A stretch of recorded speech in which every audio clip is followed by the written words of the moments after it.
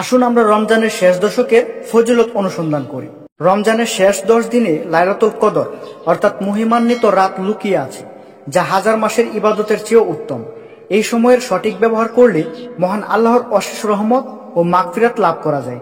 নিচের আমলগুলো যদি আপনারা করতে পারেন তাহলে ইনশাল্লাহ এই লাইলাতুল কদরের রাত আপনি পেয়ে যাবেন এবং রমজানের শেষ 10 দিন আপনি অনেক ভালোভাবে কাটাতে পারবেন এবং আল্লাহ তাআলার প্রিয় বান্দা হয়ে যাবেন। তো চলুন শুরু করা যাক।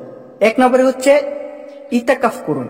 যদি সম্ভব হয় মসজিদে ইতিকাফ করে শেষ দশক কাটানো সুন্নত। নিজ ঘরেও নিয়ত করে ইবাদতের জন্য সময় বরাদ্দ করতে পারেন। তারপর 2 নম্বর পয়েন্টটি হচ্ছে কুরআন তেলাওয়াত বাড়ান।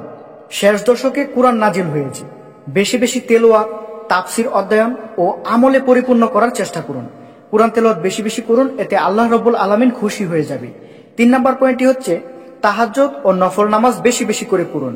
রাত জেগে তাহাজ্জুদ, তাসবিহ তাহলিল ও নফল নামাজে মনোনিবেশ করুন। লাইলাতুল কদর তালাশ করুন। 4 নম্বর পয়েন্টটি হচ্ছে দোয়া ও তাওবা। বিশেষ করে এই দোয়া বেশি পড়ুন।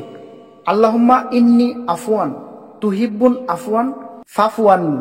এর অর্থ হচ্ছে, হে আল্লাহ, তুমি ক্ষমাশীল, ক্ষমা করতে ভালোবাসো, তাই আমাকে ক্ষমা করে দাও।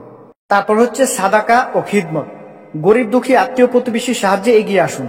ছোট সদকা মহান আল্লাহর দরবারে কবুল হয়। তারপর হচ্ছে পরিবার সন্তানদের সাথে ইবাদত। সেহরি ও ইফতারের পর পরিবারকে নিয়ে জিকির আজকারে অংশ নিন।